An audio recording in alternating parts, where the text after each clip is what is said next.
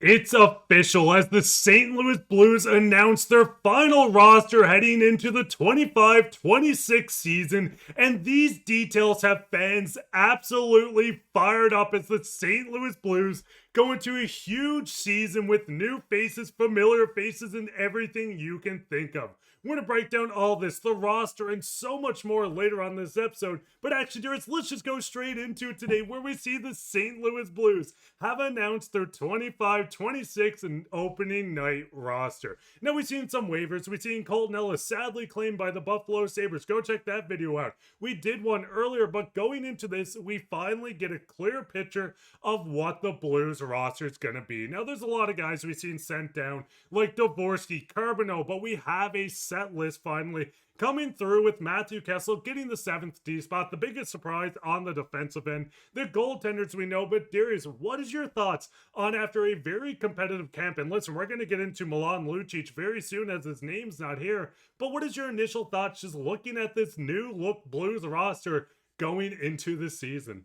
Well, I think when you look at it ultimately, and again, we don't necessarily have an update on Sunkfist just yet, but we will, and we will cover that when we do. But obviously, he was going to make the team, right? And even if he plays or if he doesn't play, it's fine. They have the extras there. But I think ultimately, like through the summer, we were all talking about, Justin Carbonneau and all these guys making the team. It'd be a lot of fun, right? And I think that he was very close. I think he was right there, and a couple of the other guys as well, like a Dvorsky, like a Stenberg, who really, really, stood out in this training camp. I think ultimately this is the NHL squad, and I think you need certain guys to play certain roles. I think, underratedly too, for as much as we were, smack talking him kind of in the offseason, at least myself, I'll speak for myself, Matthew Joseph, where I was like, he might be the odd man out and you might have to trade him. Got a pretty good camp and he made the team. So credit where credit is due. But I'm really excited to see what this collective group does together. Matthew Kessel is going to take another step forward, I think, as that 7th defenseman. What can Tyler Tucker, who I'm a big fan of, and obviously Jim Montgomery is a huge fan of, what's he going to do in a full-time role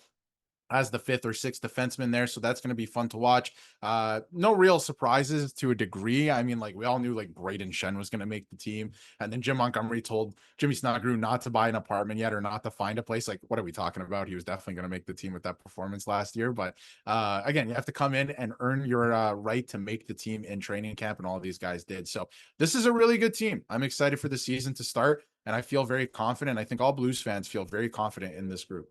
And I mean, the biggest thing is going even further, and we can see from Lou, listen, go check out all his work on social media. He does an incredible job as well. But going in, speaking on Lucic, he could always extend his PTO to get more of a look. But he has decided to be a part of the team. And listen, they had to be roster compliant going into the start of the season. This was deadline today at 5 p.m. Eastern. So getting these guys and the full roster, Lucic was not signed yet. But this doesn't stop the St. Louis Blues from giving him an extended PTO. Maybe he signs a PTO in the AHL, but we don't have a clear picture, though Doug Armstrong is going to talk to the media at 10 a.m. tomorrow. So I think we're going to get more clear of a picture on the plans with Lucic and exactly what we're dealing with Sundqvist, who went down on an injury and couldn't get off the ice on his own. But going back into Lucic, Darius, I know the biggest thing, we know he might not be up to game speed. He scored a goal in the final preseason game. But would you be shocked if we see a second PTO signed or an AHL contract or a PTO sign? Sorry, I'm losing my mind here today.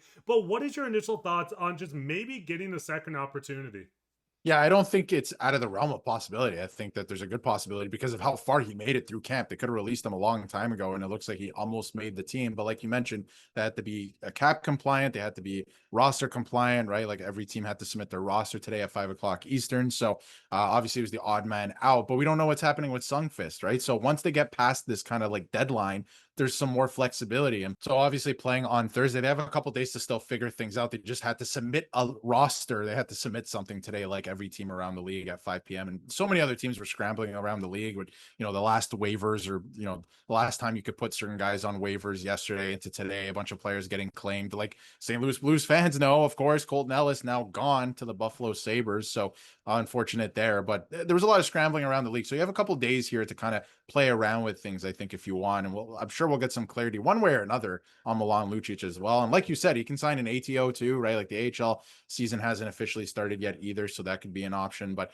ultimately, like to me, in terms of Milan Lucic on that topic, I've said it so many times on the channel, I don't get it. There's better players in the organization. I mean, I get it to a degree that he can teach some of the younger guys, this is how you have to play. I've been here, I've done that, I've won a Stanley Cup, stuff like that. So to that degree, I understand, but he was around in training camp. I feel like he could have already spread that wealth a little bit. And to be on the team, he looked a bit slow to me. I know he scored the other night, but I don't have an appetite for him on this team. I don't know how some Blues fans feel. I know it's, maybe 50-50, depending on the comments, if you read the comments, but doesn't make too much sense to me. But I think there is still some flexibility for the team heading over the course of the next few days. And I think the big thing is, listen, if Lucic doesn't make the team, maybe he gets promoted into a player development role, something with the front office where he can help these guys off the ice. As we've seen his play, that yes, he scored a goal. Yes, he looked good in some stints, but he is very slow. Let me know your thoughts down below. But going straight into the waivers, we know Ellis was claimed today, but going in on Skinner, who cleared waivers, thank God, spoke on this. I'm just keeping my head up, trying to prove I can play and put my best foot forward this year, hoping for an opportunity. Now, if anyone's called up on the defensive end from the AHL, it's going to be Skinner. We've seen the praise that Jim Montgomery gave him. We've seen how good he looked on the defensive end. Just kind of going in on this. We know Ellis was claimed, but what is your thoughts on them being able to keep a guy like Skinner? And do you think he's someone that could join this group in the near future? Yeah, absolutely. I think that he's going to continue his development and he needs to play games. I think that was the biggest deciding factor. He looked really good. And I think Matthew Kessel can play that role as the seventh defenseman very well. He has NHL experience and Jim Montgomery, I think, values that. But for, Hunter Skinner, I think it's very valuable for him to get into games, to continue his development, to just play hockey games and play meaningful minutes. And I think that was one of the biggest deciding factors of him being a seventh defenseman versus going down to the AHL. So thank goodness that he cleared waivers and that he's still in the organization, because that went the other way with another player, obviously, in Colton Ellis. But I think that ultimately we will see him. I think at some point this season, I do believe that he played really well. I think Jim Montgomery's a huge fan of this player. I like all the quotes coming from Hunter Skinner himself. So I think we'll see him at some point. And, you can't send guys like Cam Fowler down. I'm not expecting him to play bad, but if one of the guys is not performing well and they want to make some moves, or, somebody gets injured, we're going to see him at some point this year. He made a really good impression, but he's going to continue to play. And I think that's the most important thing. He can be a really good defenseman heading into the future, get him into games. He doesn't have to sit around being the seventh defenseman. Matthew Kessel can do that and continue his development on the main squad as well. So I think it just makes sense at the end of the day, and we'll probably see him at some point again. Maybe not soon, but I think we'll see him at some point this season for sure. And the big thing with the Blues team is we know the team's going to look different going into game one of the playoffs, when they make it, not if. But the big thing is right now, the 625K, this isn't realistic. You look at the 6.5 on Krug's contract that's going to come off the books once they do place him on LTIR or IR, whatever you want to call it. But the big thing here is looking at this roster with all the cap space that they're going to have, if I click the right thing. But the big thing is they're going to have so much money to spend. Would you be surprised if Doug Armstrong doesn't go into the season with, hey, we know how good we can be, the team's getting better, we're going to buy a lot now that we have a lot of cap space, plus the cap is going up season after season? Yeah, absolutely. They're going to have a lot of cap space heading into the deadline. As you can see here, they'll be in a really good spot.